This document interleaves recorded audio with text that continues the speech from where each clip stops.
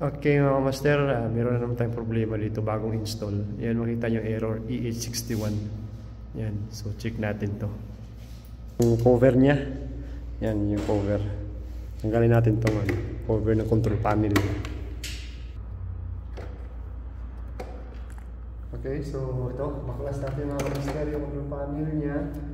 So kasi itong ano na to, itong EH61 sa ano to, itong sensor na ito, coil pipe sensor nya.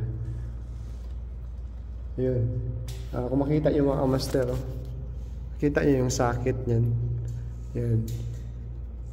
Hindi nakabit ng maayos. Nung sinaksak nila tong board na to, sumabit dito yung wire kaya nagkakaganyan. Galing factory yan, factory defect to. Yan. Factory defect to. So, kasi natin yan, makita yung mga master, nakabit ng maayos yung socket nya. So, kakabit lang natin yan. Kakabit lang natin ng maayos. Okay, so yun, nakabit na natin ng maayos yung socket ng sensor mga kamaster. Yan.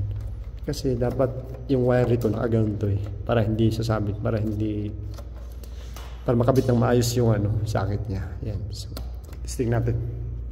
Okay, so after natin makabit ng maayos mga kamaster, kita nyo wala na siyang error, 60 na siya. Bandar na rin yung fan. So yun lang ang problema. For watching it lagi.